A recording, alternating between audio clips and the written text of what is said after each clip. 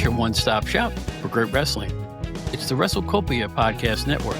Ray Russell brings a host of great shows right to your device. There's the Wrestling Memory Grenade, Regional Wrestling, the Wrestling Stoop with Bob Roop, the Amazing Puro Academy Show, Retro Wrestling Review with Gene Jackson, Dave Dynasty's long-running hit, Wrestling Nostalgia, Monday Warfare, Raw vs. Nitro, the hilarious OtherShip podcast, and a whole lot more.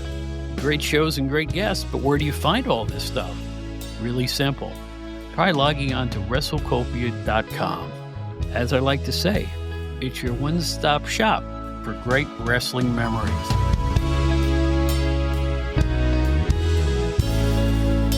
All right, you do all these favorite shows. How come you never ask me what my favorite things are? All right, Bob, you ready? Tell me your favorite wrestler. Moose Monroe. You see, I can't take you seriously. What's your favorite wrestling card? UWF Beach Brawl. You're driving me crazy. Who's your favorite rule breaker? The Continental Noble. Ow. Joe Turco. It's the Outdated Wrestling Hour. Don't you dare make fun of my picks, you young punks!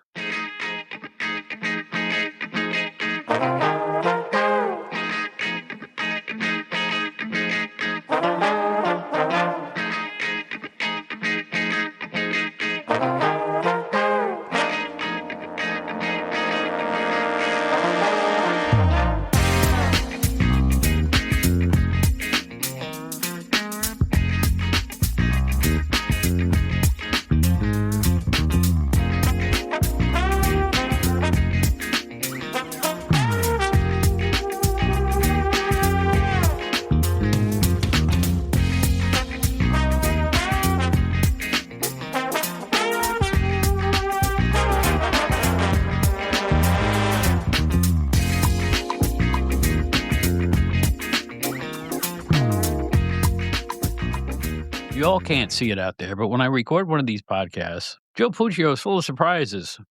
Mostly the name he puts in his staff box in our digital studio. So I want to welcome Joe Slow, better known to his family as Joe Puccio. I can't argue that you were a little slow, pal. Well, I don't know how to take that. But yeah, I mean, it's a little tribute to Mr. iShow Speed. Is that his name?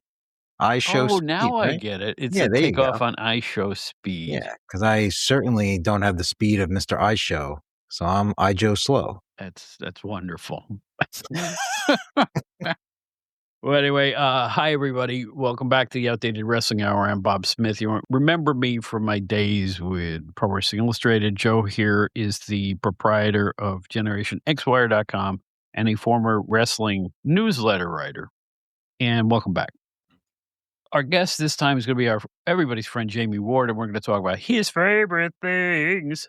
And these shows have been doing so well, but also just keep doing them because they've been kicking serious butt, and everybody seems to enjoy them. And we're just going to get more and more wrestling personalities to go back in time and look at their favorite stuff. In addition, I have been busy as hell making episode after episode after episodes. So in the period of June when I'm going to be out, probably, I'm guessing 3 weeks without being able to talk, that I will have enough shows to just plug right in there for y'all. So while I'm laying in bed moaning at home, you will be in your home enjoying the dulcet tones of, or actually meet Steve Gennarelli on those shows. So you'll be able to hear those. Finally, they're collecting dust, Joe. They're just sitting there waiting to be used. So we'll see. But anyway, it's good to see you again. Good to see you as always. Okay. And let's go over some stuff that's going on in the news right now that I find absolutely hysterical. At least the first, we're going to talk about television. What's going on TV? What to watch on cable or streaming? Before I get into my nuggets that are new, do you ever, in an idle moment, go, let me seek out some old wrestling somewhere? And if you do, where do you find it? Old wrestling for me is generally going to be found on YouTube. And not even so much, I mean, I have the access for YouTube on my Roku. Oh, what am I saying? I mean, I could do it on the Roku, but also on my regular TV. There's a YouTube channel. I find more often than not, if I'm looking at old wrestling on YouTube, it's probably going to be on my laptop. Because if I'm working during the day, I'm at lunch or I get off of work and I just want to kind of browse around a little bit. Usually it's a little easier for me on the laptop. But either way, I would say YouTube is probably my biggest go-to. Okay, so we'll start with that then. It's something that's on YouTube, and Brian Solomon mentioned this on a recent episode. He didn't say what it was, but I'm going to say what it is. It's called JSG TV on YouTube. And this fellow has posted more than 1,400 videos, most of them wrestling. And it's a treasure trove for us old timers. Back when I had the rabbit ears, that era. He's got that Ah, stuff. He has WWF of the 70s and 80s, World Class, Crockett Promotions, All Japan, Houston Wrestling, some AWA, some Mid Atlantic, and 4 episodes of it was called Heavyweight Wrestling from Washington. That was the show in black and white, hosted by Ray Morgan. That was the precursor to the WWF or WWF in those days. That was a show right before the McMahon started the World Wrestling Federation. And it's from around 65, 60, 60, 67, complete with friendly Bob Freed mangling okay. announcements, which is worth seeing in and of itself. At Right. least on one of the episodes. I don't think he's the ring announcer for all the shows. I noticed on one of them, he's there reading his notes at the beginning of the show, trying to not fumble. And he does fumble. He refers to Baron Cicluna as a Malton giant. And I'm thinking of a really large drink at Eddie's Sweet Shop here in Queens. Yeah, Do you know Eddie's Sweet exactly. Shop, by the way? World famous Eddie's. You don't know about it, do you? Right here in Queens. Eddie's Sweet Shops were the oldest old school luncheonette / ice cream parlors you will ever see, with the metal bowls and real homemade ice cream. And it is a perennial, and it's always busy, and it's always a lot of fun. Metropolitan Avenue here in Queens. This was in Eddie's Sweet Queens, you Shop. said? Yeah, in Queens. Yeah. The Go one ahead. I know that I thought you were going to mention, the iconic one in Queens, was Jan's. Dan's is famous too. Yes. Eddie's been around since the 20s to the 1910s or something like crazy. It ain't Carvel, but it ain't bad. I mean, actually, it's real good. And there's something about the Yeah, metal bowl. You put ice cream in a metal bowl, and it stays cold yeah, much longer. It doesn't melt fast. yep. And you can get we used to go out for ice cream for 2. We would both get our own spoon, all right? They Yep. would have it would called, I think it's on the menu, ice cream for 2, romantic, and you feed each other the ice cream and everybody else pukes because it's so ucky, but we did that at least once. The long spoons, right? The long spoons, that's right. Yeah, yeah, yeah. Oh, and the sodas, real sodas, fountain soda, a real soda fountain. I love a real have you ever gone to a real soda fountain? I don't know. I know what you mean, but I don't know that I've ever had that. That's real old school. Oh, yeah. You Yeah, press yeah, the lever and out comes the seltzer, and then you mix the flavor into it with a spoon? yeah, yeah, yeah. Yeah, that's good soda. That's good stuff. I grew up in Catskill, New York, and I don't think it's there anymore, but there was a soda shop called the Mayflower. We could go in for lunch or breakfast, but they had a real old-fashioned soda fountain where you would the guy would mix the soda for you. You'd have soda the way it was originally made. Tremendous. Now everybody has the same soda dispenser. You go into a do-it-yourself place and you grab the cup, and it's always that. And there's always gook all over the place, and your soda somehow tastes like Coke and Orange Crush at the same time. Especially if you go to a drive-through of like Burger King or something, right? It tastes faintly like another Yeah. flavor as well as your flavor. Right, right.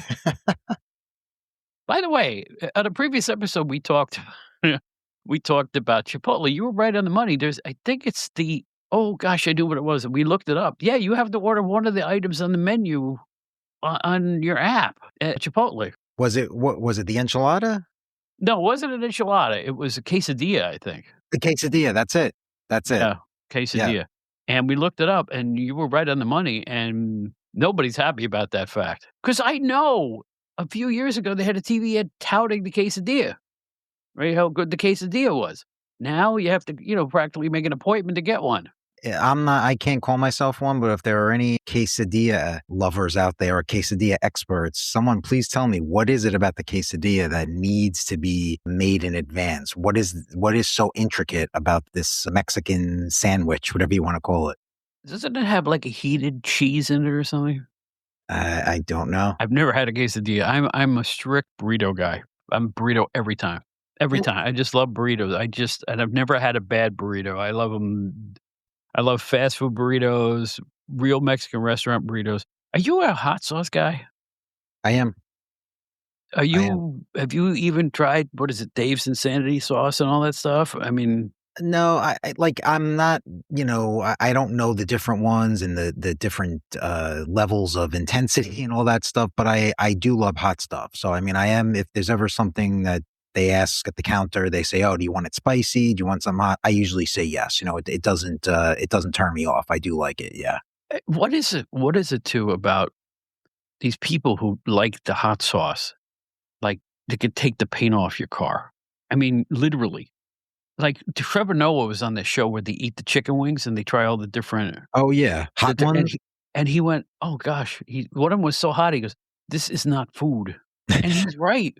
I tried Dave's, that is not food. You can't use a drop of that stuff. What's the pleasure in that? I know.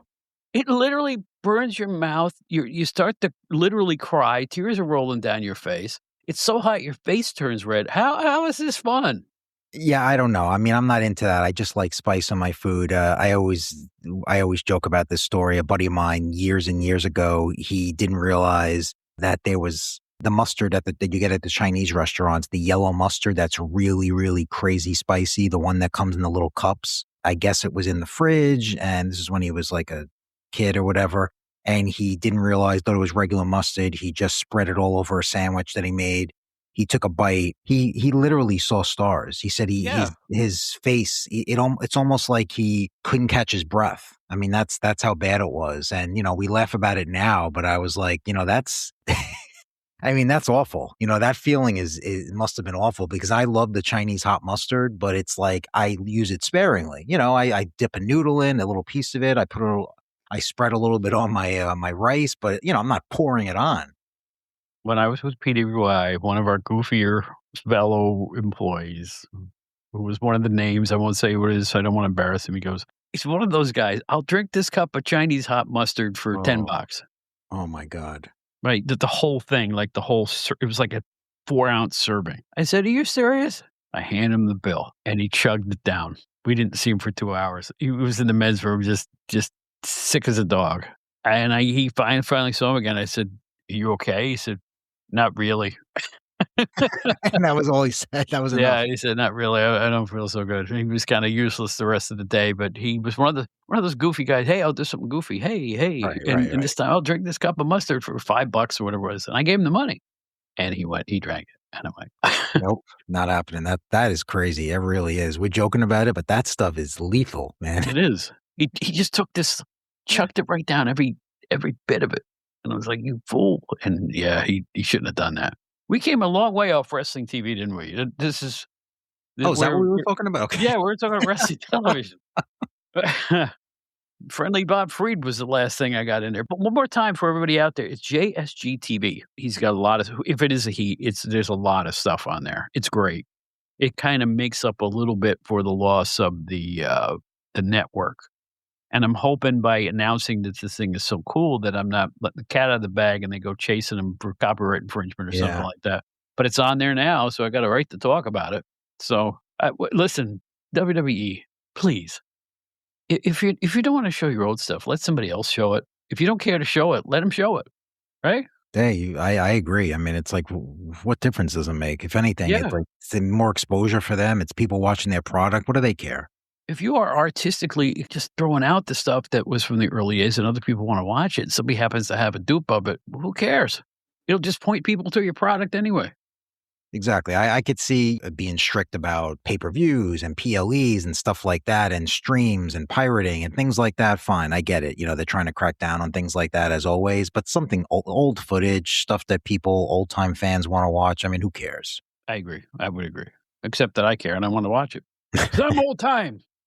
I'm so old. I have socks older than you. You know that? I honestly, you know something? I bet I do. I got underwear older than you. My cat is older. No, I'm just kidding. All right, let's get into the other thing. I'm going to ask you a question, Sure. or I'm going to make a pronouncement for Billy Corgan's NWA is back in the news, kind of, Yep. and the NWA just signed a deal to broadcast on the Comet Network. I did see that. Have you ever previously heard of the Comet Network? I have. Oh, you're the first. Oh, you broke the chain. Everybody else I have mentioned to went, "What's Comet?" It's this small, I mean, small. I know it's probably on a lot of cable systems because it's free, and it is available streaming on some things, but it's like old reruns, just like, they'll show the same show 5 times in a row on a weeknight or something like that, and then it's the same stuff over and over again. I don't even know how these things survive and get advertising revenue. Joe Galley Joe Galley, the announcer, made a pronouncement on Facebook, and quote, "It's official!" Like this is a big deal. NWA program will be available for free over the air across the country. This is like saying they're gonna carry my cards on AM radio, right? I mean, how many people listen to AM radio, and how many people use the rabbit ears anymore? That's what he's referring to. Free TV when you plug it on the airwaves, which is a wonderful thing.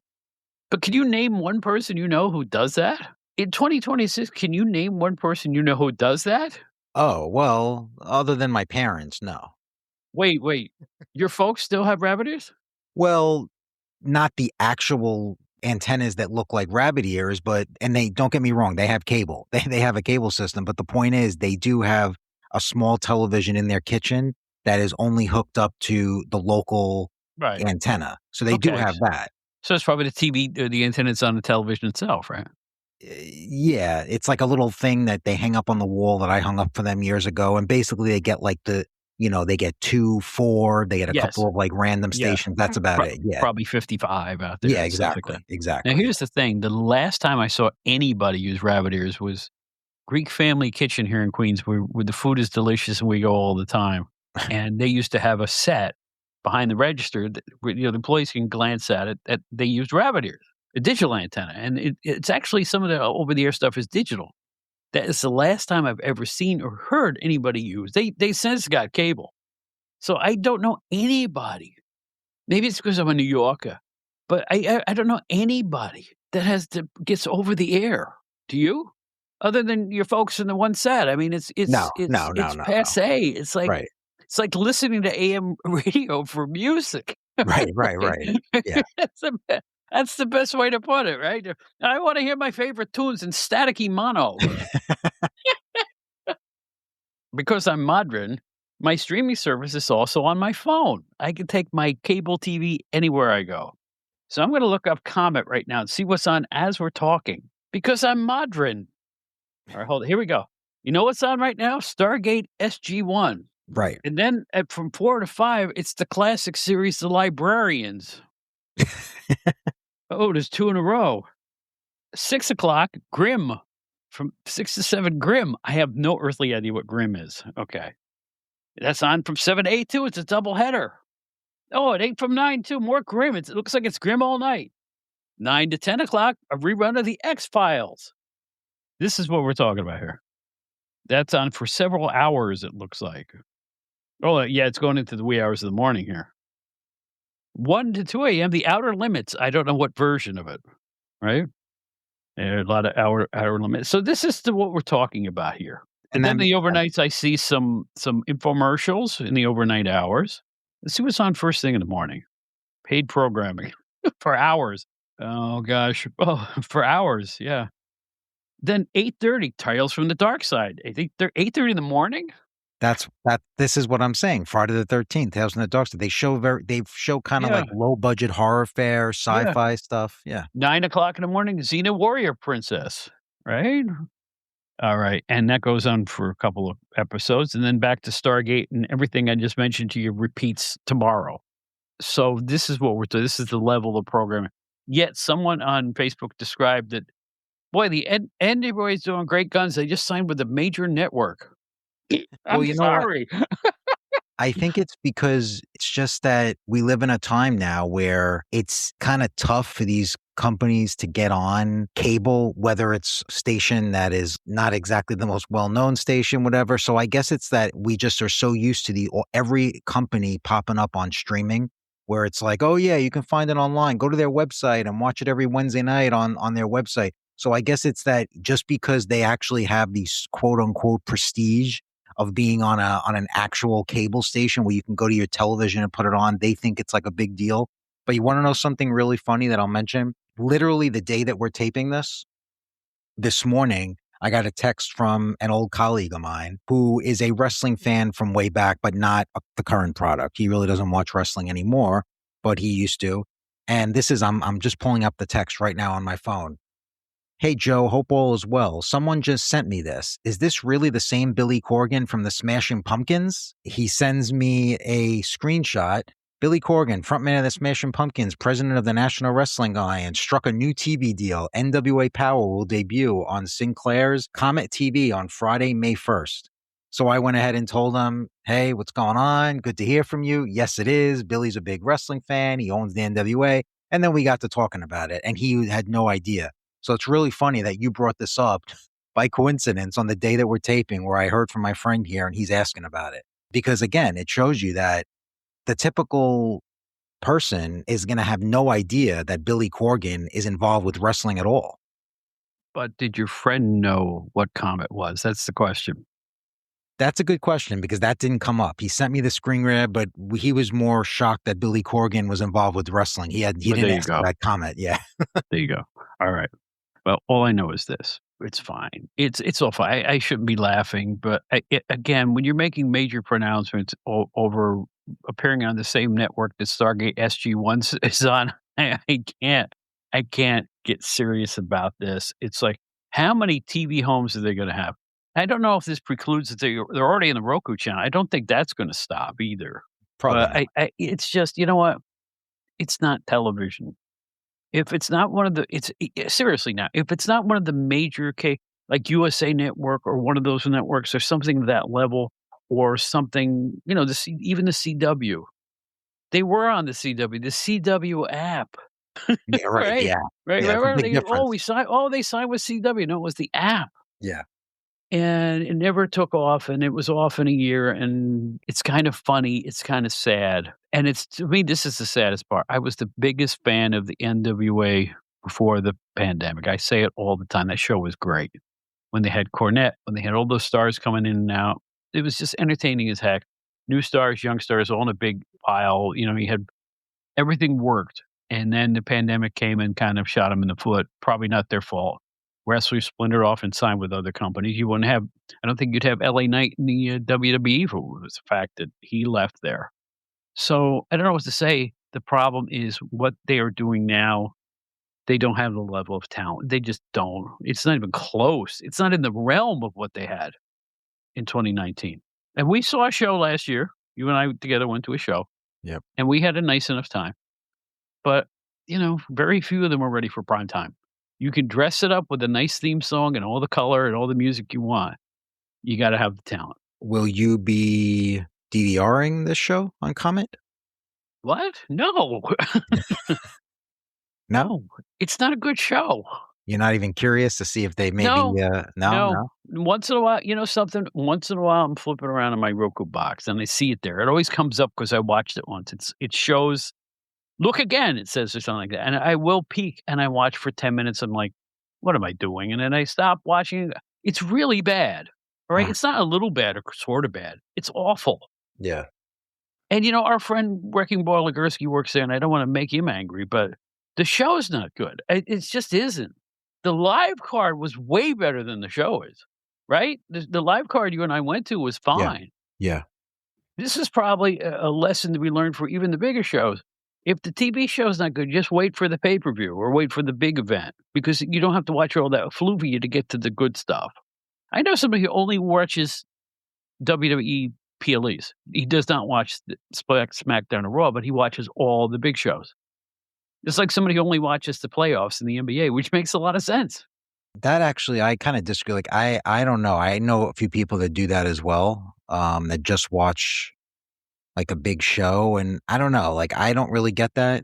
I guess it's whatever floats your boat, but for me, like, I don't know that I could ever do that. To me, I would be so lost in the first place. I mean, it's like, I'm not saying you have to watch every single minute of every single television show that they have. It's okay to miss it occasionally, but to only watch that, like, it's a good analogy you just said about baseball. For someone that doesn't watch baseball all season, and then they just watch the playoffs or the World Series, it's like But how are you even invested? Like, how do you even care if you haven't watched any of these games and you don't know any of the players really? You're just like, oh, wait, look at his average. And he had this many homers this year. I don't know. To me, I don't get it.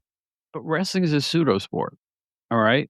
So if you want to see the best action with the top stars, why not wait for them to take on each other instead of prelims on television all the time, or all the talking they do on television? If you're not a fan of bad comedy and a lot of builds and you just want to see the payoff, I understand it entirely. I really do. Even not knowing, let's say you go Yeah. and you watch, you don't know any of the storylines. If You you don't know like to anything. watch a wrestling match, right? Well, Just a wrestling match, just to see the match itself, the best people in the biggest, arenas and stuff like that. I understand. I get that. I'm considering it myself. I'm considering that myself. Is just watching the PLEs, not watching because they drive me crazy. They all do. Everything does. Like there's a show I just did with Generelli about, which has been aired at this point about how I was upset after WrestleMania. So, I'm gonna say if you're only watching PLEs, and I'm talking WWE now, then you gotta be prepared to watch 3-hour or 4-hour show where the matches are like 5 minutes. SmackDown is 3 hours. Right. So why would I want to invest that much time when I can just watch the PLE? I know that, and that's why we've talked about this before. That's And why they always do a package before the match explaining the feuds. yes, I will not watch a WWE television show as it happens. Like I cannot watch SmackDown at 8 o'clock on Friday nights because things we've spoken about so many times. If you put it on at 8 o'clock, you are going to be watching nothing but commercials, but video packages, but the ring entrances, then go to commercials. So for me, the way to watch a WWE television show, keep it on your DVR, just have it record every week. And then when you get a chance over the next few days, throw it on, fast forward through it, get to the matches themselves, get to the main things, and then get through the rest. And I can tell you, it goes really quickly that way. You haven't heard the show yet that I did with Generelli, but I've become completely disenchanted. I am very disenchanted with professional wrestling as a whole, as it's presented today, right? The Sandman had a retirement match against the Invisible Man, right? I'm disenchanted. It has left me. I am sitting on a bench in a train station, and the train's never going to come back. That's how I feel. That's how I feel. It's like it's so changed and so not what I like that I think I have reached critical mass. Somebody's going to have to talk me off the ledge. Steve tries to on the episode, which is already aired, but in any event. Can I just say one quick thing about the Invisible Man? When I saw that match was happening, this is months ago, and it said, oh, the Sandman's going to have his last match. I have no idea who this wrestler, I have no idea this angle, this gimmick. I didn't know anything about it. So I just assumed. They wrestle nobody. No, but I know, but I assumed that it was an actual wrestler. No. And his name was the Invisible Man, and he does weird things. And then didn't I send you a clip of a guy wrestling a non-existent opponent? Yes, but that was after. But before you sent me that clip, I originally just assumed that it was some guy who has a weird gimmick, and I was like, I wonder what he could do as the Invisible Man. And then I saw footage, and I said, oh, I get it. So it's literally nothing. Like it's literally not a match. It's just him in the ring acting like an idiot. So again, this is coming from someone who I guess doesn't follow the obscure indies. I don't know where this whole thing Joey started. Joey Janela's GCW, I think it's called. Oh, this was a Joey Janela thing. Okay. Yeah. He also had dinosaurs in the ring too. Right. Inflatable dinosaurs against wrestlers. Yeah. It's good stuff. I can't wait to see the next card. Maybe they'll get on Comet. There is one wrestler against the Invisible Man you have to see. It's Graham Chapman on Monty Python. Other than that, forget it. My God, what they're doing. Anyway, Joe, good to see you. Generation X Wire is the place to go for those in the know. I'm trying to come up with a catchphrase for your thing that you will actually put on. It's the place to go for those in the know. Hi ho. Give me a couple of your recent articles. Michael Learned is one that I was really, really happy to get this up and to be able to speak to her. I've been trying to get this sort of ironed out for a while due to scheduling. 87 years old, and she's still really with it. She had great stories talking about her Hollywood life, all the way from the Waltons to she did soap operas. She did a Who's the Boss spinoff in the 80s, Leah Remini and Halle Berry, and she had some stories about that and just a lot of different things talking about old Hollywood. It was a lot of fun. If I say goodnight, Joe Boy, at the end of the episode, you know what I'm referring to? Yeah, of course. Remember they used to say goodnight to each John other Boy. in the Good night. Waltons? Yeah, good night, John Yeah. Boy. Yeah. Yeah, yeah. Oh, God, I hated that show even when I was a kid. Wow, you didn't like it, I huh? was not a Waltons fan, no. Okay. You know why? My parents used to watch the show and take notes. My folks were such country types that they would watch Green Acres and take notes. That was the lifestyle that they coveted. Simple farmers Yeah. or simple, the simple life. That was my fault. I'm not putting them down for that. That's just what they liked the best. Yeah, yeah, yeah. But I'm serious. They looked at the Waltons like a documentary. I don't know what to say. Yeah, I get it. I mean, full disclosure, I'm not the biggest Waltons fan. We've talked about television shows before. I'm a huge Little House on the Prairie fan. That might sound like I'm kidding, but I'm not. I know I like a lot of dark stuff like horror, but I do love Little House on the Prairie. I watched Waltons, that too. yeah, Waltons kind of like was way more my parents' speed. In fact, they still watch it today on reruns, on Where? probably. Oh, it's on. It's on. Must be on Comet. It's got to be on It Comet. could be Comet. It could be Comet. I gotta ask them. Hey, Comet's getting a lot of Woo! publicity here. It's like Comet's the new Carvel. Oh my gosh, yeah, the new Carvel. We're gonna talk about Comet every week now. Maybe they'll sponsor us. There's just money behind it. There's Maybe more of Comet a would chance of getting sponsored by Comet, I would say, than Carvel. Hey, if they wanna do a 30-second insert on this show, hand it over. Comet, you know where we are. We might have gotten Comet a couple of new viewers now with the NWA and Stargate and Friday the 13th. Come on. I'm telling you, that's our demographic. No, you know what our demographic is? You know what it is? Farm Film Report. And Captain Kangaroo with Mr. Green Jeans. Are you too young for Captain Kangaroo? No, I used to watch it. I loved it. Oh, Yeah. Are you kidding? The ping pong balls, Mr. Moose? Yeah. Bunny Rabbit? No, that was And good. here's something I've always wondered about Captain Kangaroo. Mr. Green Jeans. His real name was Lumpy Branham, the actor. Lumpy Branham was his name. Okay. They should have just called him Lumpy Branham. It's a much better name than Mr. Green Jeans. I had no if you idea. looked at the credits, he was Lumpy Branham. I even remember the theme song. You don't remember? I don't. I have to admit. I do. And I'm pretty good with Didn't they theme have like a songs. train set or something, or they showed a train? Yeah. Because I guess he was the captain of a train or something. I don't know. There had to be a reason he was a captain. Was that your favorite of those type of shows? Like No, those? it just happened to be on. It was the only Oh. children's programming that was on when I was a kid. It was right before school. We would dress, come down, have our breakfast, and my mom had a set on the side of the kitchen, this little third hand black and white with the rabbit ears. There you go. And we would watch Captain Kangaroo and then go to school. What about the Electric Company? Oh, I was a teenager when that was new. Oh, was that much later? Yeah.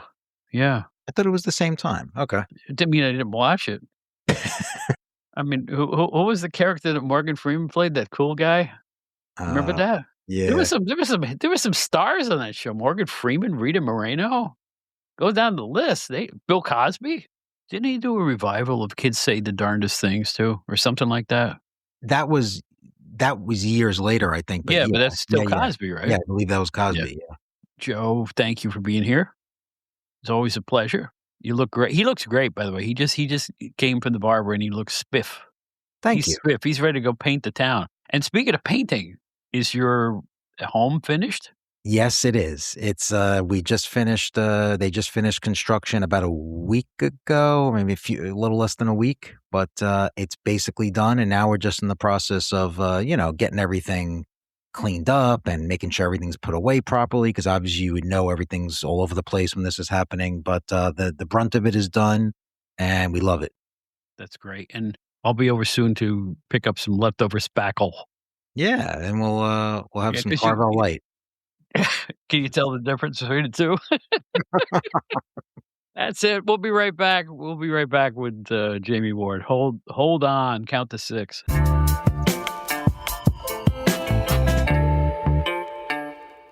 there has been a lot of talk about the big cards in wrestling over the last few weeks. I say enough of that nonsense. Let's get back to old times. Let's talk about the stuff that made us happy when we were growing up, or even looking back upon a videotape or just in our mind's eye. We have a guy who is a wrestling expert who is all over the podcast world, from the OtherShip podcast all over the podcast landscape. He's a constant guest all over everybody else's podcasts, including mine. And I'm glad I'm having him back here once again. It's Jammie Ward. Welcome back. I think you're in the three timers club now, I think. Yeah, three timers. I guess that's getting close to the five-time, like Saturday Night Live when they put everybody in that special room. So I'm Now, not too far away yet.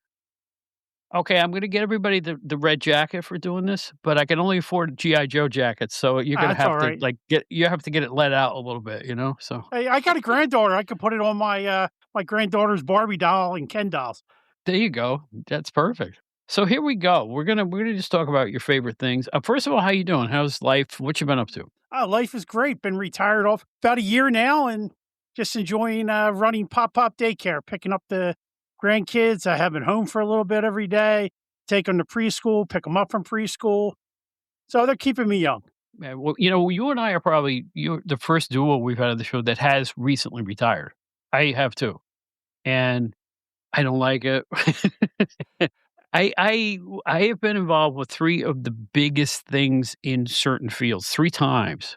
Like I worked for a company the last 5 years that was the biggest at what they do. I worked for Pro Wrestling Illustrated. It was the biggest thing that what they did, and one other company that was a major thing in their field. I just kind of miss being busy. I'm the type that kind of thrives on activity, and you were on your feet a lot. You were moving around. How has the transition been from being super busy to I could sleep late? Yeah, 40 years as a mailman to just being exactly sleeping, being able to sleep late is great.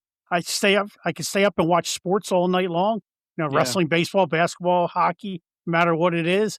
My wife fully was behind me retiring, even though, she's still a couple years younger than me. So she's got a while to go yet. And, I'm still young, Bob. I'm only 59. Oh boy. So, I mean, I got a whole nother life ahead of me here. Once the grandkids, about another year or two, get a little bit older, then I'll go back and get a part-time job for my own sanity. But right now, hey, I'm just enjoying living life. My wife and I go on vacation down to Virginia a lot. We're living a life right now.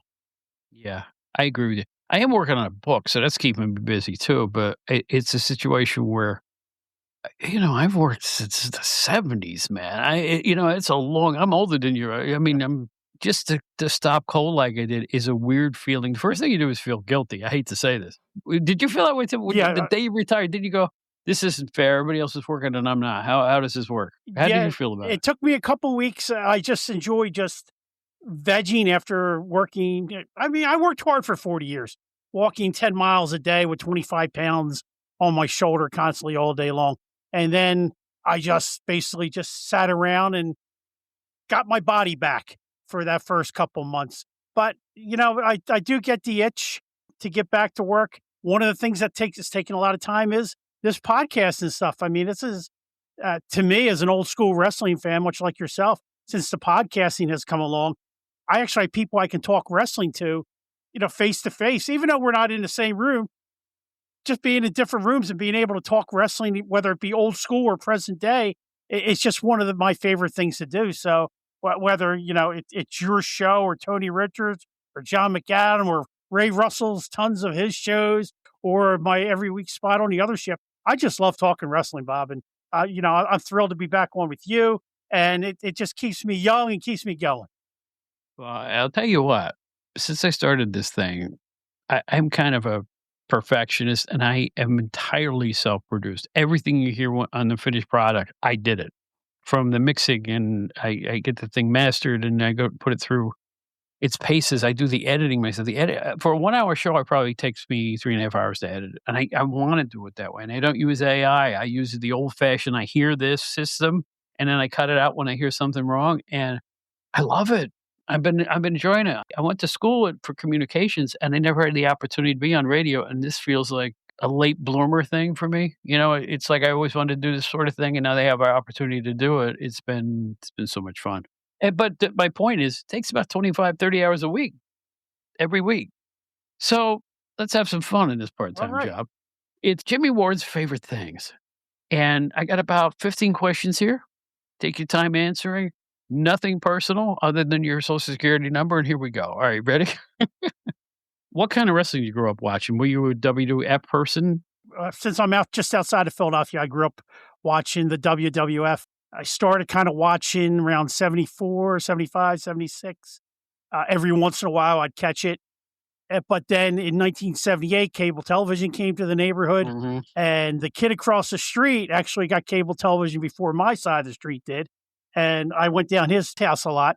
And the first time I ever watched Spectrum Wrestling on Prism was the Billy Graham Bruno Sammartino cage match, which actually occurred 2 days before Backlund won the belt.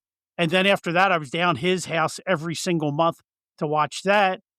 But as 78 progressed, I started watching the Saturday shows if I wasn't playing baseball or doing, other things with my friends. And that's basically what I grew up with until 1981 when we got cable and Georgia Championship Wrestling, became a thing. Very similar to me. It was moving that got me my first TBS. I didn't have it for years until I moved probably in the early 80s. I didn't see it till the early 80s. So I'm consider myself lucky. Were you a fan of the really good indie scene in Philly with Tri-State and ECW and that stuff? Oh, yeah. I went to Tri-States. I went to ECW Arena. I was there every single month. In the mid-'80s, I became friends with Dennis Coraluzzo, and I was one of the original members of the Dennis Coraluzzo posse. So I went to Memphis with him. I went to all the shows that he promoted with Larry Sharp. So I was kept very busy, hanging out with Dennis and the independent wrestling scene in the Philly area. Philly, I consider as we speak, still today, right now, and I'm not saying this against any other city, but as we speak now, it's the wrestling capital of the United States. There's no question. They have the most passionate fans. They support everything that comes in. That's the key to me. The fans are unbelievable. I was there for WrestleMania weekend 2 years ago, and I'll tell you what, never saw anything like it. Never saw anything like it in my life. Oh, yeah. I knew it was going to be a nut house, so I didn't go down there. At this point, as far as the WWE is concerned, or AEW when they come into town, I'll just sit home and watch that on television. I'll still go down to the ECW arena every now and then. And I have friends that go to all the local independent cards. They'll drive with an hour or 2 hours, outside of the city, along with just about every night of the week. You can usually find something, if not in the city of Philadelphia, right across the bridge in South Jersey. There's constantly independent stuff. I mean, it's a shame that Danny Cage closed up the Monster Factory because he used to enjoy going over there on a Saturday night because he was running just about every Saturday night in Paulsboro, New Jersey. And they're very entertaining shows. We got to see Punishment Martinez before he became Damian Priest in the WWE. There you go. Boy, you ever see a changeover in your life like him? Oh, Consider what he looked like then and what he looks like now. It's unbelievable. Yes. Yeah, I love it. I love the gimmick then, and I loved the progression of him. I like what he is today, even though I don't think he's pushed hard enough right now because they can't figure out what to do with him. But I'm sure he'll be back with a vengeance sooner or later. I think so too. He's too good to ignore. He's too good to ignore. He got too much charisma. And he's learned how to conquer the mic.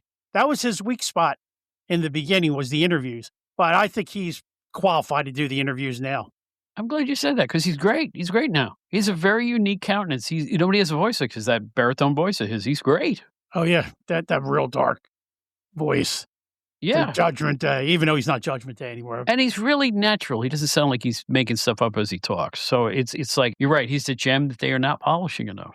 Well, right now he's stuck there with R-Truth, but I think that's kind of just to break his stones a little bit because he can't keep a straight face whenever he's on camera with R-Truth. R-Truth just cracks him up. Yeah, I noticed that never a segment goes by that he doesn't end up chortling for real, for absolutely laughing at the guy. So, all right. So since you are a Philadelphia person or a Philadelphia era person, what's the first wrestling card you ever saw live? Where was it? And how did you react to it? Like, everybody sees it on TV first. You finally got to go to see wrestling. How old were you and all that stuff? I was 13 years old, and I went to the Philadelphia Spectrum. My dad was talking to a friend of his that he was telling the guy, I want to take my son to the Spectrum one of these months to go see the wrestling because he really likes it. And this guy who is known as being a blowhard to my dad a lot of times. You know people like that. They just throw stuff out there. It's never true, but they like to just say it's true. Well, this guy said, listen, I know Gorilla Monsoon. Let me see what I can do and get you tickets. And you know what? The guy came through and got us tickets to the August 1980 show at the Spectrum. I forget the exact date, August 16, 20, somewhere around there. But Gorilla Monsoon got his tickets, and he sent a letter through with the tickets saying, hey, Jammie, I hope you enjoy your first show. These are my favorite seats. And they were the first row behind the penalty box in the Spectrum, where you were kind of eye level with the ring. And what a great experience. I'll never forget it. And it was the night that Kempatera beat Gorilla Monsoon, so Monsoon had to retire from wrestling. Wow. That's an amazing story. That's like stepping into the big time for the first time you ever went. That's crazy. Yeah, and my dad, didn't tell me about this until he actually got the tickets, because he didn't want to get my hopes up, because this guy's usually a big, pardon the words, of artist. But Okay. who knows? The guy came through, and what an experience I had, and it was very life changing. That just took me to that next level of being a fan, where I just wanted to absorb all I could absorb. Yeah, you sound like me. We're very similar in our youth in that regard. So now here you are. It doesn't matter how old you are for all the rest of these questions. Your favorite overall professional wrestler. Now, the next question is going to be your favorite good guy and bad guy. But if you look back at everything you've watched and there's one person you'd rather watch more than all the others, who would it be? Well, I have a 1A and 1B, Bob. I can't narrow it down to one, because it all depends on how I'm thinking about them at the moment. My two favorite wrestlers of all time are Roddy Piper and Michael Hayes. They just, from the first time I got to see them in Georgia, they just captivated me. And I could just listen to those guys talk all day. It wasn't even so much their ring work, because you never saw either one of those guys really wrestle on television. But their interviews just, as I said, just captivated me, and just following them for the rest of their careers. And they were, then I started getting the tapes from World Class. So the Michael Hayes was right there. And then I was starting to get the tapes of Piper in the Mid-Atlantic. And then he gets to the WWF, and those guys always just were 1 and 1A for me. A lot of charisma on both sides. I will say that in this series, you're the fourth or fifth in this series, Piper's name is coming up a lot. Piper's name is coming up a whole bunch for people who grew up watching 80s wrestling. It just goes to show you, I don't even think he knew the influence that he had when he was working full-time in the WWE. He really turned the fans on here. I look back at that era because I was watching it when he first came around. He was so good at what he did. He made the Holy Trio passe from the minute he walked in. Albano, Blassie, and Grand Wizard. He changed everything the minute he walked in there. And he walked in there as a manager, as you recall. Yes, with John Studd, Paul Orndorff, and David Schultz in the beginning. Yeah. So I just think that his influence is just amazingly wide, and he deserves it. Oh, yeah. But I was disappointed when he came in as a bad guy, because I really liked the good guy, Roddy Piper, that I had seen in Georgia and Mid-Atlantic. Seeing him go back to bad guy, I wasn't happy about it. But that didn't last too long. Once they gave him the pit and McMahon just told him to go to town, he was entertaining as hell for at least 2 years during the Piper's pits. For sure. Absolutely. All right. Now, your favorite, fan favorite, good guy, scientific wrestlers, we used to say in PWI. Who is your favorite rules-abiding star? The rules-abiding star, I'll not include Piper or Hayes, because they jump back and forth so much. But as just far as a pure good guy, and I'm sure you have to be the same way, how couldn't you love Bruno Sammartino? Bruno stood, even though he's Italian, he stood for truth, justice, and the American way. No bad guys are going to come into the WWF and overtake things. And Bruno saw to it. He could take a beating and just come right back and beat the crap out of him. I have never seen fans react to any wrestler of him just walking down the aisle with a towel in his hand at Madison Square Garden. You go get any tape you want. Just him. There's no introduction. Somebody sees his head come through the curtain, and everybody went nuts for him. People loved him like no wrestler I've ever seen. I'll give you a comparison. I went to, I forget if it was January, February of 85. Hulk Hogan headlined the card at the Philadelphia Spectrum. But the underneath match was Bruno Sammartino and David Sammartino against, I think it was Bobby Heenan and Paul Orndorff. Mhm. And that was Bruno's return to Philadelphia. And his ovation was bigger than Hogan's. And when Hogan comes out and he was still using Eye the Tiger at that point, you could feel the spectrum shake. But when Bruno came out, you thought the spectrum, we had a full-blown earthquake going on because that crowd was so ravenous for Bruno. I absolutely believe every word you're saying. I mean, anytime I got to see him live, oh gosh, one of the great regrets of my life, and there's nothing I could have done about it, is because of my age. When I first discovered WWF, Pedro Morales was the champion. He was kind of out of the picture a little bit, but then he came back and did the TV announcing and all that stuff. So I think I've got to see him live with trunks on twice. And I wish I was a little bit older because I would have been able to see Bruno in his prime as a champion at the Garden, which was one of a kind experience. I only know what I see on videotape, and what I see in videotape is crazy. Yeah, Bruno, hell, he was still into 87 working for Vince and still selling out either Boston, Philly, or New York. Nothing like him. Nothing like him.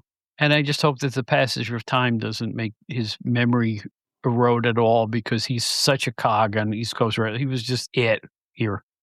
It was amazing. Just amazing. All right.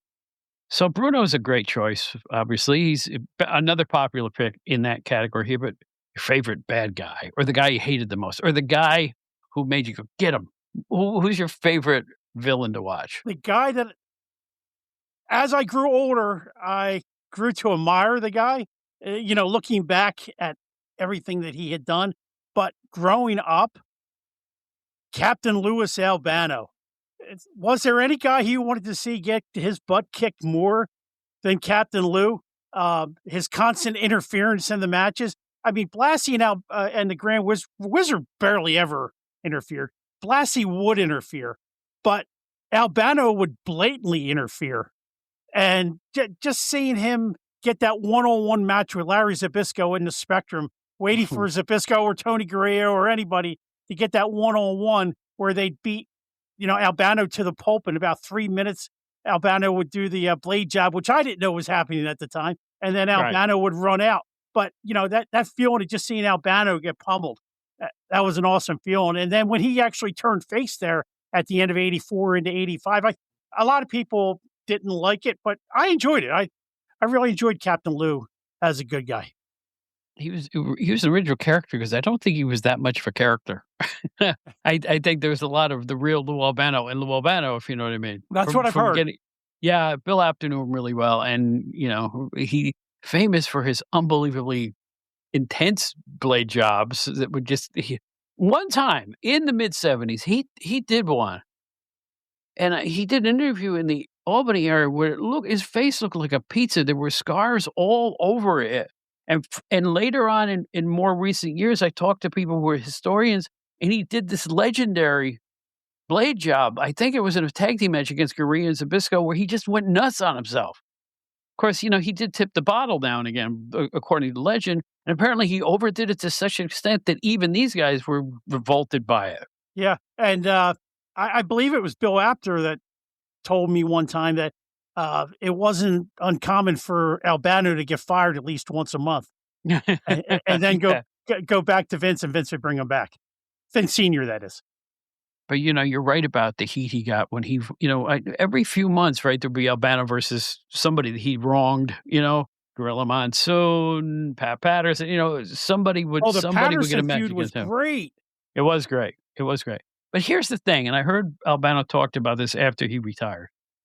Albano, I saw him interviewed late in his career on a video somewhere. He was just talking to somebody. I think it was a comic book store guy was talking to him. And he was like, I had a schematic to what I used to do in those matches when I had to face the good guy, just me, not my men, just me against one of the big stars. Yeah, he would blade, but he'd run away.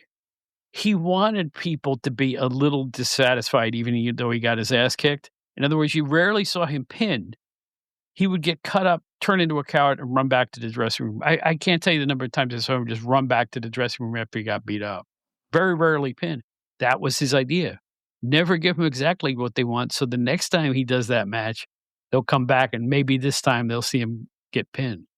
Yeah, and that's, the way I felt. I'd always get upset because he'd run off.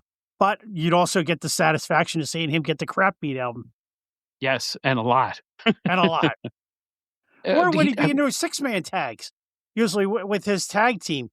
He wouldn't tag in until, they had one of the good guys down. And then he'd come in and do his cheap shots and everything. And then you just waited for him to finally get his comeuppance. He was really unintentionally funny, too, when he got belted a certain way. Remember, he used to do that slow motion Frankenstein, walk with his arm out, and he was the worst guy at hiding the blades ever. I mean, you did literally be, white tape hanging off his arm all the time from where it was, and he didn't even care. He just made sure he got the crimson, and boy, did he. Unbelievable. I get a kick out of people, telling me today, oh, that's not real blood, or what they used to use wasn't real blood. I mean, I didn't even know it was real blood until I learned how the business worked. And now I can pick up, you go back and watch a Ric Flair match, you can see exactly where he goes the blade because of all the matches I've seen since, and now I know how it's done. But, back then, I had no idea he was using a blade. No, I didn't either. That's something you have to learn because the guys who usually bladed knew how to do it. It wasn't obvious, but the one thing was obvious. There's a lot of times whenever a guy would show up bloody, he was always face down first. So it kind of looks like he's, just rubbing his aching head, whereas he's actually blading himself. And you know what? It worked time after time because I never thought anything other than, wow, he got cut open. Yeah, exactly. If you could pick, based on past experience, any one arena to see wrestling is, what would it be? That I've never been to? No, that you have been to. Okay, so you want me to go back? Your favorite arena. I want to go back and see a wrestling card here again. Where would it be? I want to go back, believe it or not. You're going to laugh. The Nashville Fairgrounds. I'm not laughing. In Nashville. I went there on one of Joel Goodhart's trips with Dennis. And I went walking in and I felt like I was transported back into the 50s and 60s. It was just smoke filled. And this is in August. No air conditioning. Seeing the people who were in that place. And this is like 1987 or 88. They still believed. Kayfabe hadn't gone wild like it is today. And just sitting in that crowd, you just get, sucked back in. So I would love to go back. Nashville Fairgrounds, tongue-tied there. No, I understand that fully. I went to Memphis and I was at the Pipkin building and I went a couple years later, they were at a place called the Big One. I love those type of shows. Those are the best. First of all, the fans still believed into the 90s in Tennessee. There's no question that they did. No question that they did. And the fans were just so into it. And they were the friendliest fans and the wildest fans all at the same time. I don't know how to put it. You wouldn't see fights break out amongst the fans. You would see the occasional somebody would throw something he shouldn't at a bad guy. That was the difference. Right.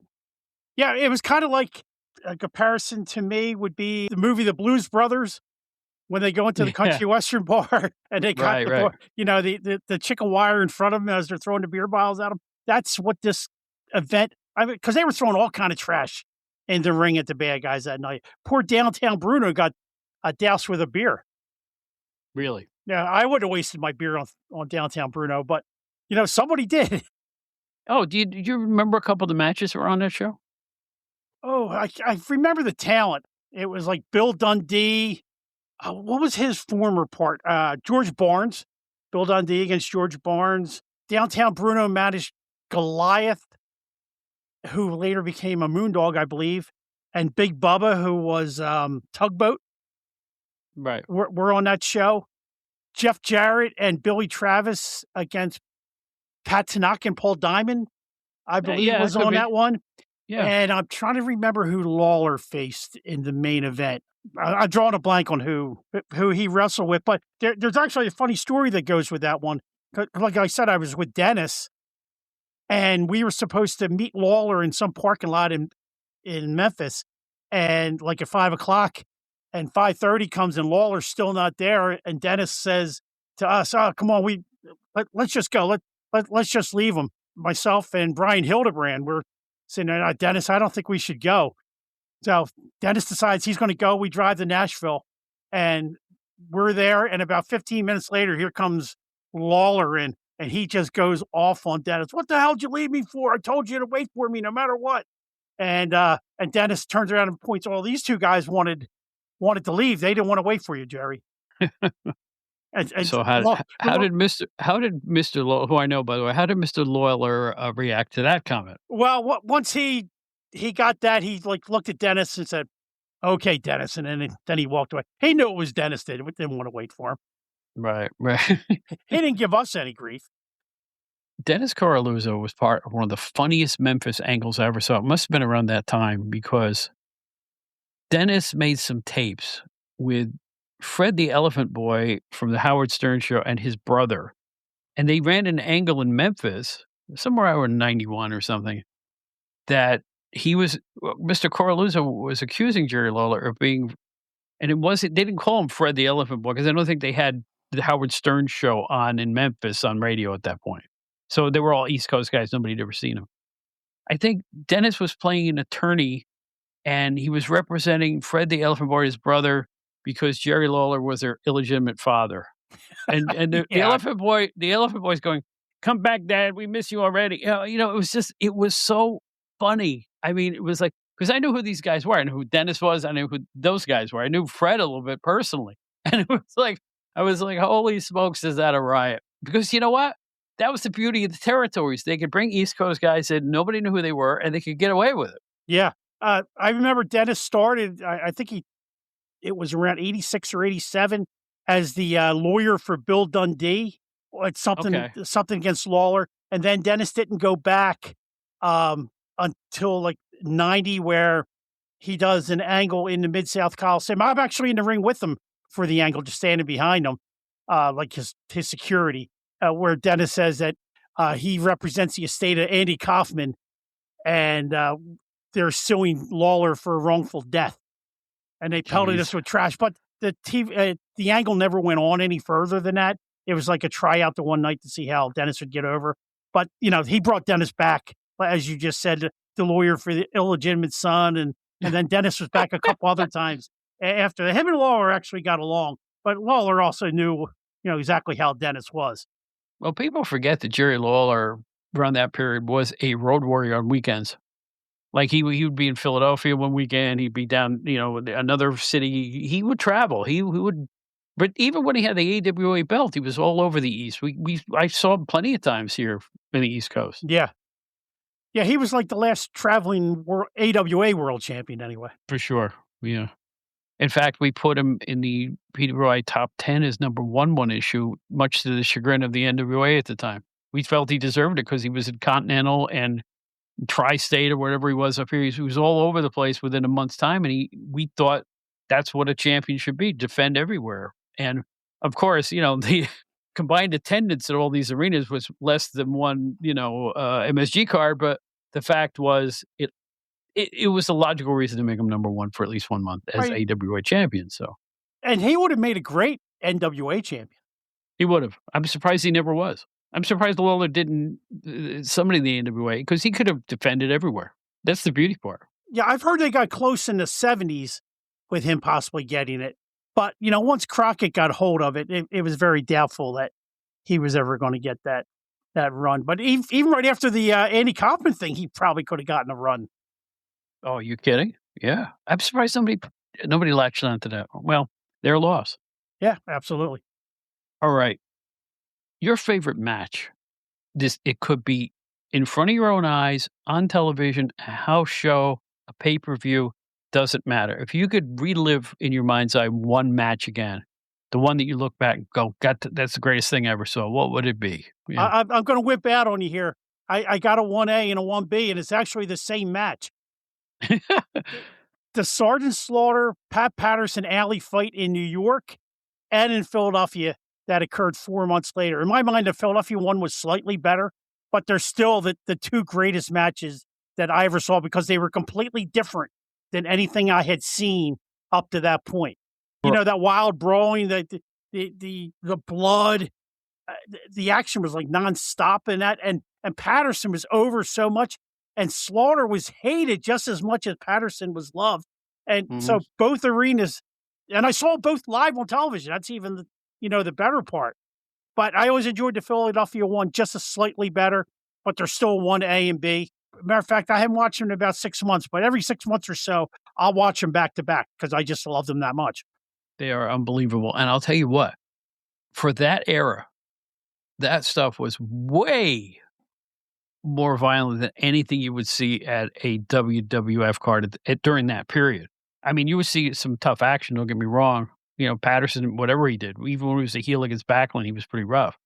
But those matches were probably, something the only thing I can equate it to was the Superstar Graham Dusty Rhodes Bull Rope match where they were conking each other over the head with the cowbells, Yes. and they bled a gusher in that one. That it was probably a similar feel, similar vibe. But you're right, those Patterson Slaughter matches were amazing. There isn't the save video of probably other bloodbaths, much before that. So that was the first one. So it stays in my mind. Yep, absolutely, it sure does. Great pick on that one because that's a personal favorite of mine too. One of my favorites, the MSG one, because it's like, holy smokes, look at him. I don't know how Slaughter did. He bled like a stuck pig. Was it as bad in Philadelphia? I don't remember, but It was the same thing. Yeah. it was unreal. I mean, torrents of blood coming down, like stop the match kind of blood. It was astounding. Yeah. They were able to get the athletic commissions to look the other way those nights, weren't they? They certainly were somehow. And the New York State were always tight asses. The New York State Athletic Commission were always up somebody's throat about something that was going on, and I was shocked to see it. So, wow, much bloodier than Sheik matches. We'll put it that way. Yeah. Even Sheik would draw blood, but not like that. Yeah. I never got, as I was just saying, I never really got to see much of the Sheik because he's pre-video for the most part. Right. Yep, most of it is. Okay, your favorite event. Again, this could be a house show, pay-per-view, anything. One particular whole show. One particular One whole card. show. What if you could go back and watch it and say, "I wanna feel good, let's go back in time and watch this. I love that card." What would you pick? It could be a WrestleMania, anything. Wow, that's a good one. I think I'll go back and watch one that I got to see live. I was in St. Petersburg for Super Brawl 1, Fujinami Flair, which also included the Steiners against Sting and Luger on that show. And I was sitting second row, and just that entire atmosphere. Matter of fact, that whole weekend, it was like a smart fan gathering with guys from all over the country that I had met before and many that I had never met before that, but I've been in contact with since. Not only just the show, but the entire, weekend and an event that was someplace I'd like to go back to again. Super Brawl 1. We think similarly because I chose when I did the show where I picked mine, it was the first SummerSlam because I was there in the second row. It was my first major event with PWI when I was with the magazines then. And again, it's a first. I was actually there covering the show as opposed to being there as a fan and stuff. And yeah, I have a similar vibe. Once you see something that good up close, you never forget stuff like that. It's like a first for you, right? Right. And I had been to WrestleMania 4 and 5, but it didn't leave the lasting memory that did. I was also at the Great American Bash in Philly in 85 or 86 when they came to Veterans Stadium, but it didn't leave that lasting memories of what Super Brawl did. And that's, to me, the modern era starts in like 90, 91. Mm-hmm. Yeah. The old school era ends in 89.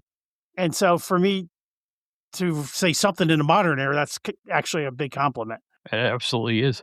Now we're going to take a right turn on you. Everybody laughs when I ask this question. You're at the arena. You're hungry. What's your favorite arena food?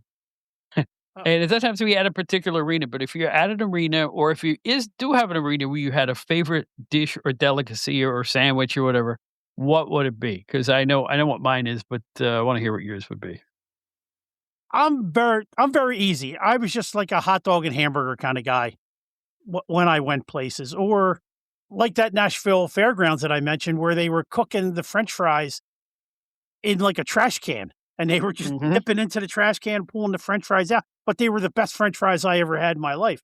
So I always just kept it simple: hot dogs, hamburgers, and French fries. There you go. That was gonna be great. The Garden in New York had the big soubrette dogs that Brian Solomon chose as his favorite, and I don't blame him because they were really delicious hot dogs. So, one of a kind flavor you couldn't get at home, that type of thing. All right. You came up with that really quick. That's great. Do you read wrestling books? Oh yes, What's your favorite wrestling book of all time? probably Mick Foley's. That's the second person in a row that said that. Plus, I don't get mentioned by name, but I get a mention.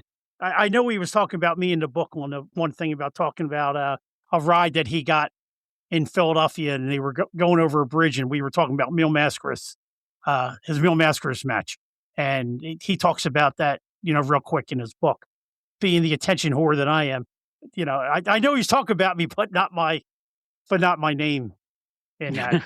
But still, what a breakthrough book it was. It was the first one. Not that it exposed the business, but it was the first one that really told the truth about the business. Honest about it. The only one that Mr. Solomon I could equate it to before that was Drawing Heat. The Freeman book with the Sheik and all this stuff, where he got the Sheik to talk, and nobody in the history of the industry before or since has been able to make the Sheik talk. So that was the first can to get open, and Mick Foley. And by the way, the Mick Foley first book is a great book. He's a good writer and a smart guy, and it all really shows in that book. I have it on my bookshelf. I'm looking at it right over here, and it's like, yeah, you're right. That was a monumental book. That book. And then, like more recently, and I'm forgetting the author. Oh no, actually, I have it sitting right here. The Death of the Territory book by Tim Hornbaker. Right. Yeah, I've got that one too. That and his what was the name of it? The one where he talks about the WWF, the whole Vince McMahon capital, from something to capital. Right. That Hornbaker book. Both of those are probably the finest two history books. Yeah. That I think I've read. I still haven't read the Sheik or the Monsoon book. I have them both. I just haven't had time to sit down and read either one. You're going to love them. We are in the golden age right now of wrestling books. Wrestling books have never been as good or historical or as educational as the ones that are coming out the last 5 years. It's amazing. Every year you get 3 to 5 really great books. Not good, great. I'm having a ball. I usually have the authors on the show, so I get to learn a little bit more about them as they come out. It's been a real eye opener for me because I go back to the early '80s where there's no such thing as a wrestling book, right? At all. Even when I was with PWI, nobody's putting books out. So the closest thing we got were the Kaiser magazines. The truth.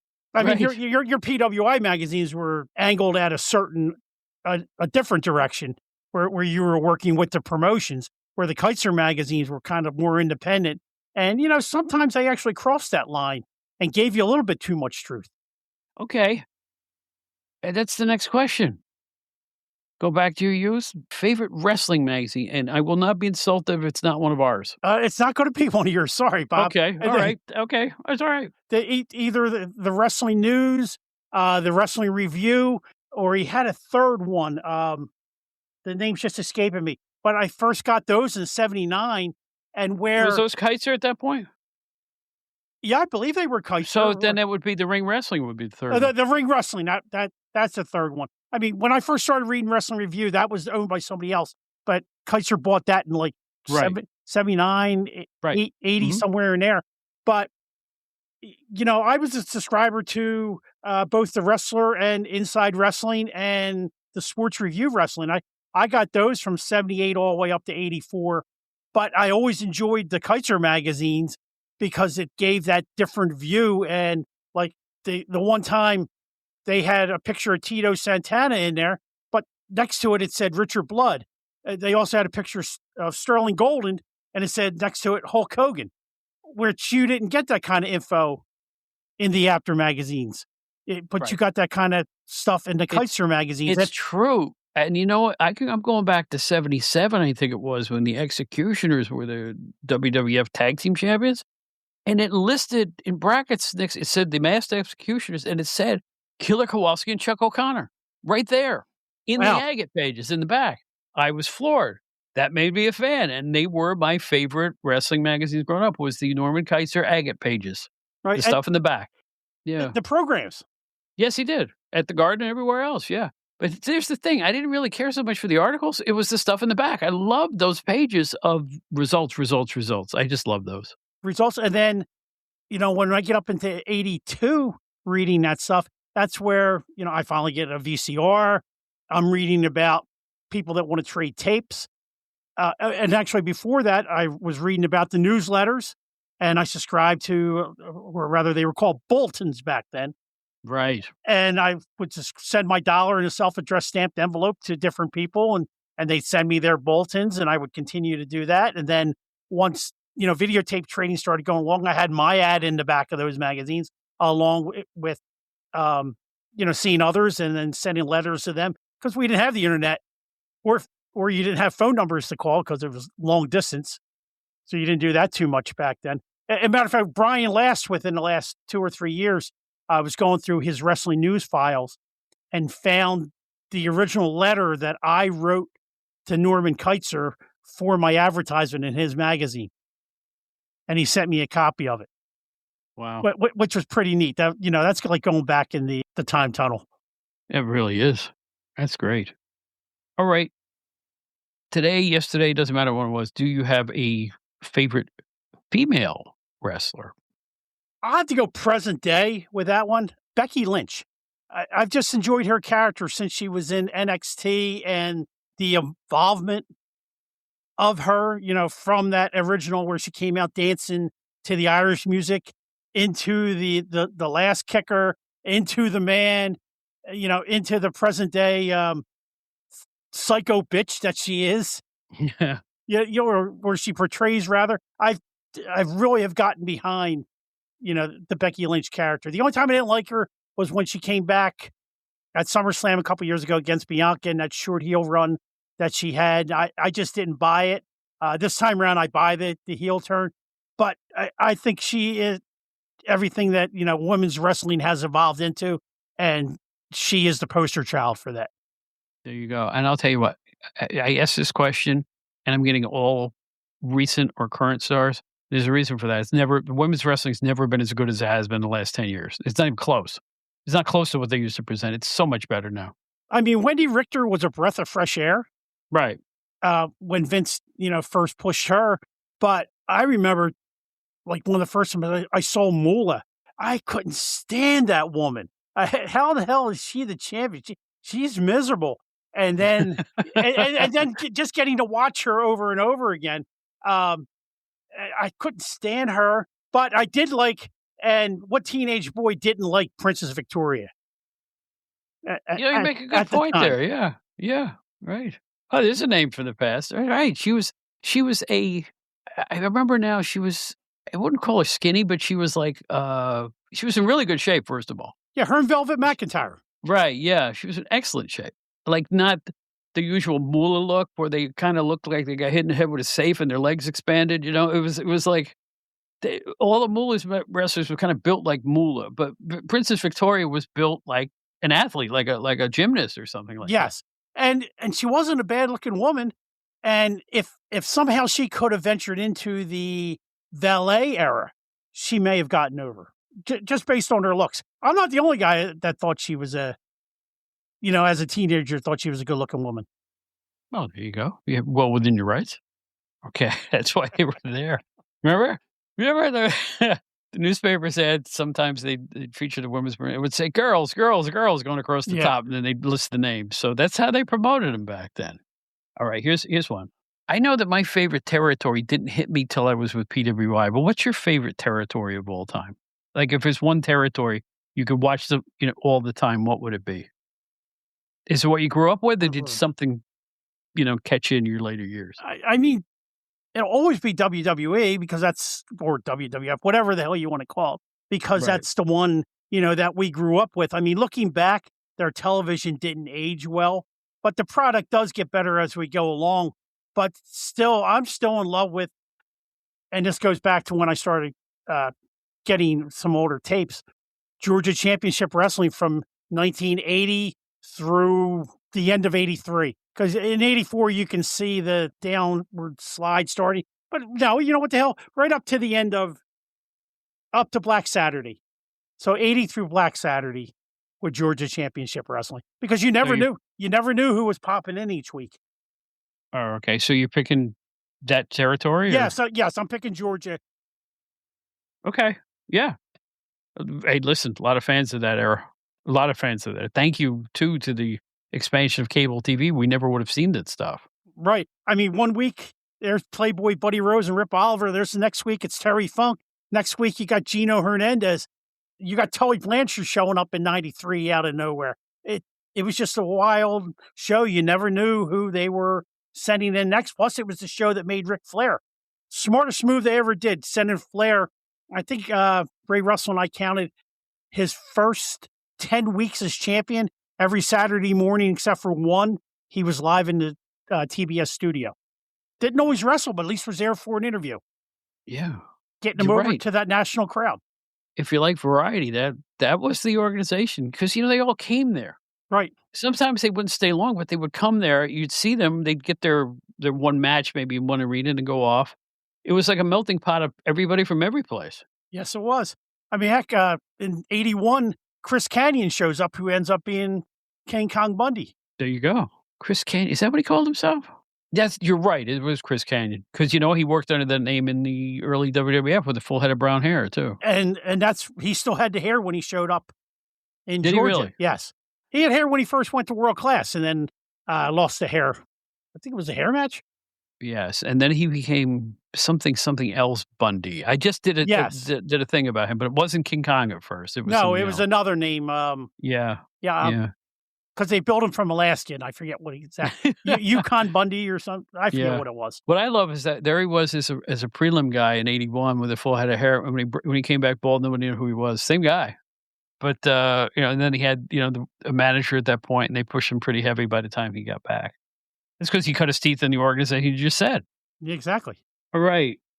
Oh, here's one of my favorite questions on this. Your favorite weekly TV wrestling show, right? In the old days. So you'd have a weekly show that you would tune in as a kid or even as an adult.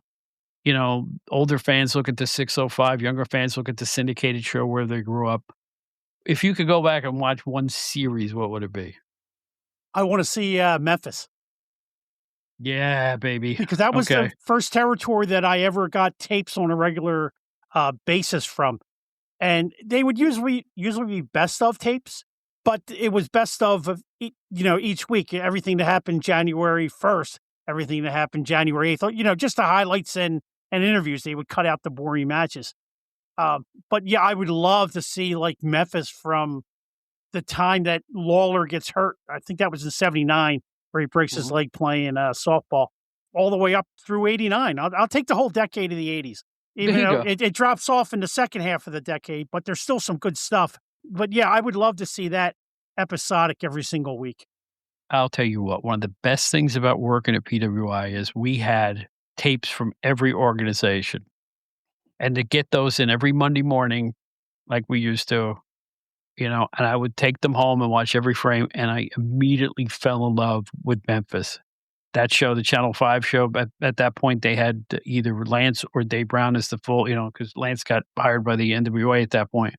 I'm telling you what, instantly became my favorite wrestling show of all time. Instantly, because it kind of felt a little bit like the studio show that the Cheek used to have. There used to be a studio show for the NWF that I grew up watching from Cleveland. And it just had that. But it was the announcers that made the Memphis show feel like home. It wasn't just a wrestling show. They welcomed you and you believed it at the beginning of every episode. And they didn't scream and they didn't shout to get the angles over. And they let the wrestlers do a lot of talking. And these days they call it telling a story. Well, you know what? They were promoting matches and nobody did it that the Memphis style did. And I think Jerry Jarrett was a brilliant promoter by the time I got around to seeing it. And I just fell for it instantly, man. I love it. Yeah, Lance and Dave were like the uncles that you always wanted. Yeah. Yeah. When you walk. And I started getting, like I said, getting those tapes in '82, and I would get them all the way up through '89. I just didn't get them consistent enough. So I would love to get them all over again and be able just to sit down and watch it all. I mean, the other one I would love to watch over again is the Mid-South, because I was getting some Mid-South on the Remember the old satellite program network, Bob? Yeah, sure. Every Saturday they had like their own little block. They had Lars Anderson's World League Wrestling. They had Florida Championship Wrestling and Mid South for like 3 straight hours. I guess it aired in 79 and 80 before it disappeared. But if I was home not doing anything, I'd make sure I was home to watch it. I think it was like a couple months behind, but that didn't matter to me at the time. As a kid, I just wanted to see any wrestling I could. Hell, I used to try to get home by 5 o'clock in the afternoon to watch the Spanish version of the Los Angeles show on a channel out of Paterson, New Jersey. I think it was channel 48 that we used to pick up I think on you the nailed it cable. on that one. Yeah, yeah. Wow. You're bringing back so many memories just talking about this stuff because that was me too, searching stuff out. I remember the Financial News Network on my cable used to have old 50s wrestling tapes on for no reason at all. Like Killer Kowalski from the 50s or Well, Handsome Johnny Burend against somebody, that kind of stuff. It was just, it was amazing.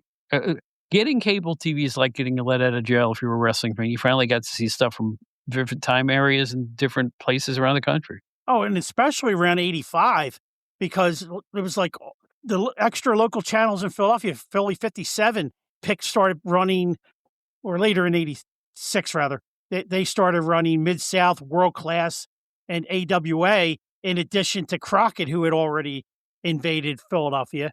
And then the Financial News Network, as you mentioned, had that California Championship Wrestling on Yeah, Sundays. California, And then yeah. they had the Hawaii show on late Saturday nights, I think, on Financial Network.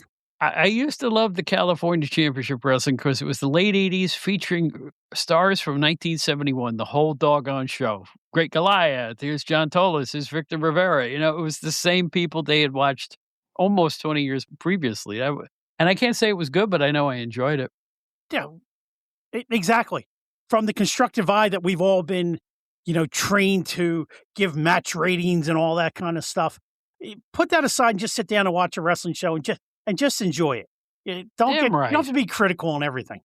I absolutely agree. And today, the critical eye is just too wide now. It's like nobody enjoys anything. They pick nits everywhere. I get a little tired of it, especially social media. I'm about through with it. Social media when it comes to wrestling, it doesn't help. I mean, in terms of looking at wrestling discussions, everybody's an expert and everybody has an opinion so strong that it's crazy. Right, I don't want to be in a soapbox, but you're supposed to enjoy this stuff. You sit back and watch it. Don't Right. book along with it. Watch it. Yeah, there's too many people that just want to get too critical on things. And I find myself going that way once in a while, but then I try to step back and get myself reorganized and just remember, hey, you know what? It's just a show. I'm here to watch. I'm not really worried about what happens, big picture. Yeah, I got more things to worry about than some guy did a botch. Yeah, exactly. I know. I don't even believe in the word botch. I think a botch looks realistic, personally. I mean that. If somebody doesn't do a move perfect every single time, like Minute Rice, that's what happens in a baseball game. People make errors. Football players fumble. Great analysis. It's true. I get so tired of it. Anyway, how about your favorite tag team of all time? Ooh, now we're getting there. All right. He's half of my single wrestlers, the Fabulous Freebirds. They just captivated me so much when I first got to see them in Mid South on the old satellite program network. And then you're talking Hayes and Gordy, right? Hayes and Gordy. And I was never a Buddy Roberts fan. I accepted him as part of the act. But to me, the real Freebirds were always Hayes and Gordy. So yeah, they're my favorites. They were immensely entertaining. They really were. Gordy didn't even have to say anything. He was just amazing in the ring. I was just doing some research. He started his in-ring career at 13 years old. How did that even get allowed? But he was from down south, and I guess nobody cared. Right. You know why? He was big as a house even then. Right, he was a big boy, so he could just walk in and say, "Hey, I'm 16." Well, when they ask him, they're not checking license. Back then on some of those shows back in the country where you're only getting 100 or 200 people to show up. Very similar to today's independent product. You could probably sneak an underage person in to the ring. Oh, you bet. You know what, though? in my day, I hate to say this, I go back to early 70s watching live wrestling. The New York State Athletic Commission was the biggest bunch of tight asses you have ever seen. They followed every rule to the T. They were real serious. I know they still exist to this day. I don't know if they still monitor wrestling or not. But back in the day, you'd see 7 officials around the ring. Seriously. Wow. One was a doctor, one did this, one was the timekeeper, everything about it was tightly controlled. And people go, well, the WWF in the garden was boring. I think maybe it was boring and they couldn't do things because they had a state athletic commission sitting right there now and allowing them to do crazy things. Right. Hey, look, Vince Sr. made them the bad guy in that Bob Backlund, Greg Valentine match where they said referee John Stanley counts the wrong man's shoulders down or counts Valentine's shoulders down, but he jumps up and holds his hands up after Stanley had taken a bump, and he says Valentine's the champion. They claim that the New York Athletic Commission is holding up the WWF title, not the WWF. The New York Athletic Commission was holding up the belt. So Vince kind of made them the bad guy in that particular angle. I think that was 81, but it was only a month. Yeah, it was just that 1 month. Yeah, those were great matches too. Those Backlund, Valentine matches were great. All right, last question. As my pen runs out of ink, if you had 1 year,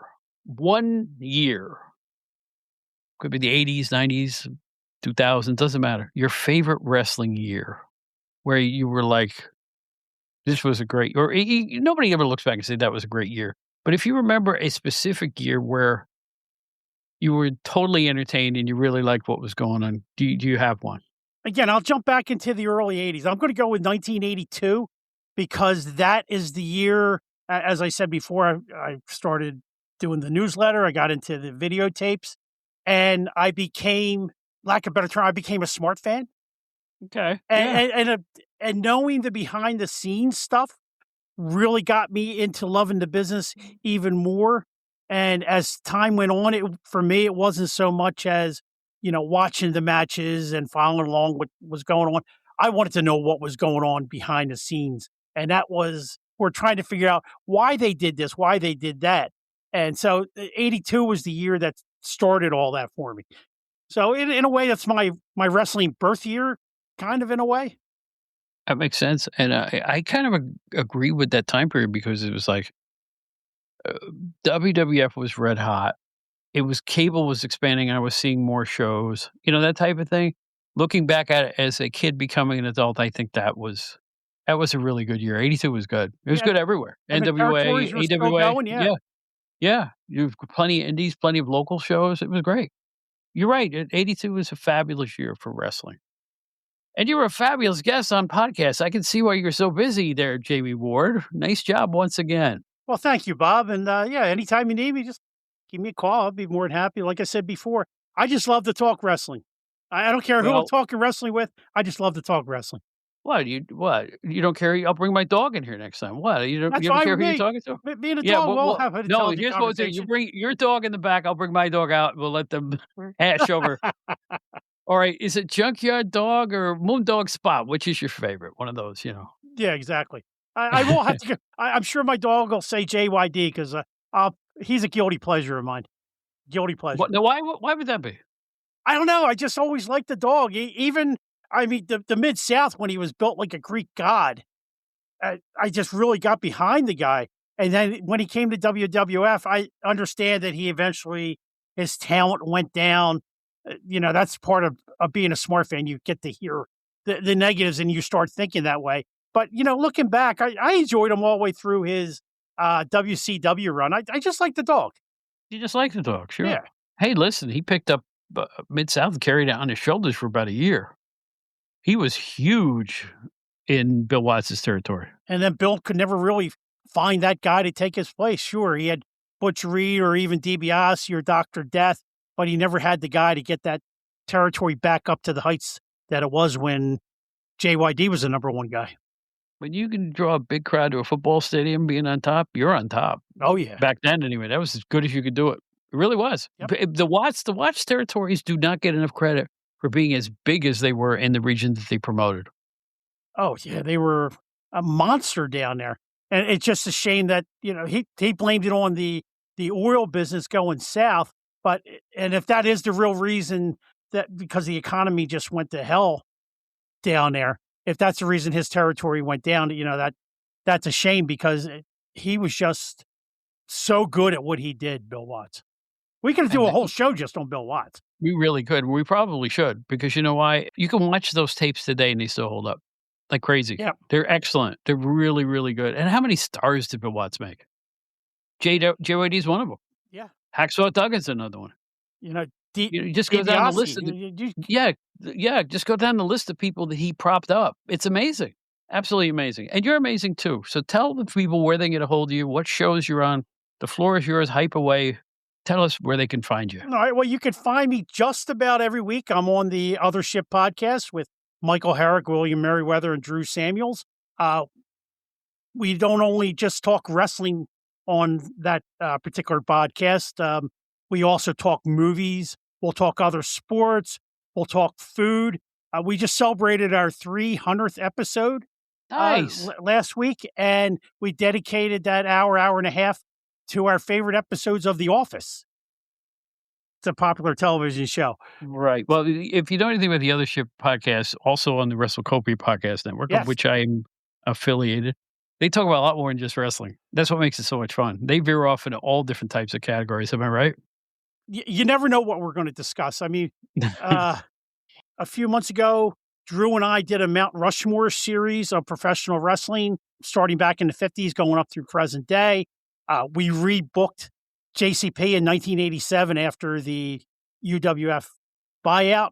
We also did shows about things to have at Thanksgiving, favorite things to have at Christmas, favorite foods to have at Valentine's Day. They'll also have special episodes. They'll bring guys in like Benchy Fido, who's a DJ up in the New York area, and he comes on as a special guest, and they'll talk their favorite 80s albums, or Harold Strasser will come on and they'll talk about their favorite Cars albums. You never know what subject is going to be broached on the OtherShip. From what I understand, our ratings have gone pretty good lately. We broached that top 100 of wrestling podcasts, where the list is like over 700 wrestling podcasts out there. I mean, you're in the top 100, Bob. You're in the top 50 usually. I'm somewhere around there. I'll say something else too. There are over 900 wrestling. 900. What I was told by an industry guy. I was told that, and after this year, it's probably up to closer to 1,000 at this point. There are so many new ones popping on the landscape all the time. Some of them are transient. Some of them become instant hits. Some of them last a long time. And that's why the OtherShip, I got to give you guys your props. 300 is doing a nice job. That doesn't happen. You've really made it if that's the case. So congratulations, everybody there. Yeah, thank you on their behalf.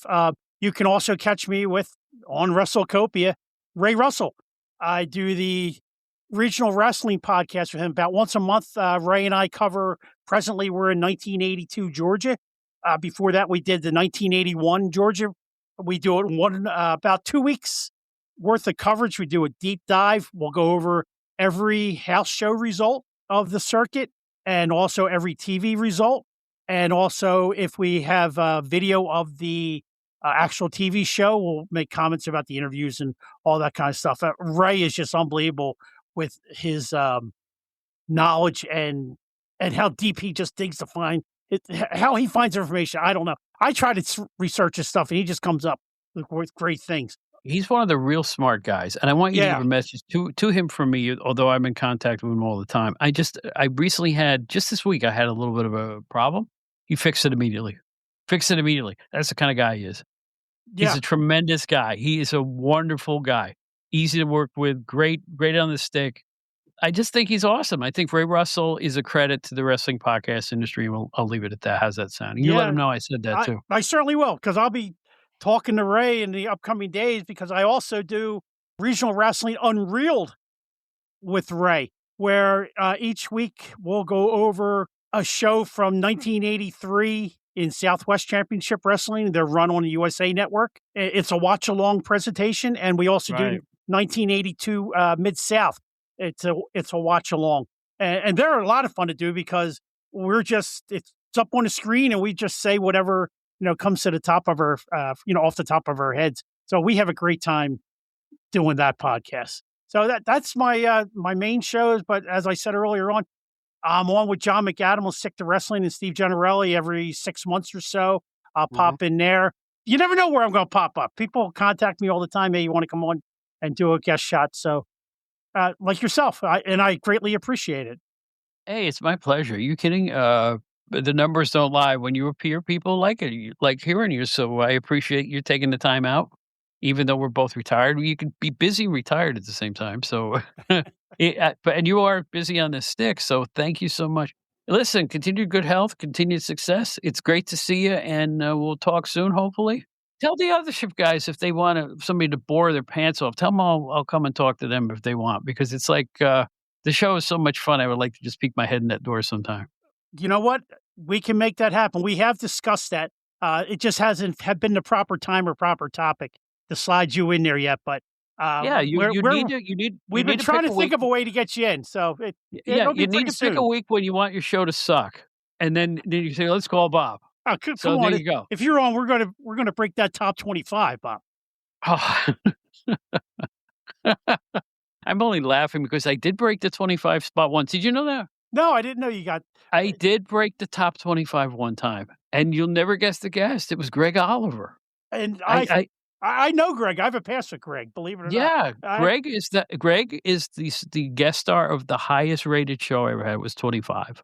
I knew him when he was a teenager. Did you really? Yeah, he went to one of our UAWF conventions with us, and I could tell you a story off air about how I saved Greg Oliver's life. But yeah, I'm very impressed with what he turned into be. I would have never thought he'd be that award-winning writer that he ended up becoming. Just a wonderful human being, because I've made contact with him in recent years. So it's great to see Greg is come out on top of things. If there's one thing I miss, it's that certain thing he used to do. I'm not going to say what it was, just in case there's, but I miss his contributions online a lot. I don't know if he's writing somewhere else online right now, but I would hope eventually we see his work on a regular basis, because there's nobody like him. No, not at all. I catch up with him on Facebook once in a while. Yeah, me too. Same thing. All right. It's Jammie Ward. Very lucky to have you. Have a great time, and we'll see you soon, hopefully. I hope so, Bob. Thank you so much for having me on.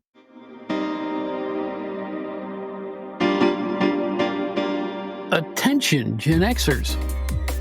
If you'd like to explore the era that appeals to you, look no further than GenerationXWire.com. The generation who grew up with elite in entertainment, music, movies, TV, books, pro wrestling, and more finally has a one-stop destination for all their Gen X needs. From Aerosmith to Batman to the Killer Bees to the Twilight Zone, there's something for everybody at GenerationXWire.com. You won't find a more eclectic mix of pop culture content than at the leading website that specializes in the greatest generation, GenerationXWire.com. Check it out today.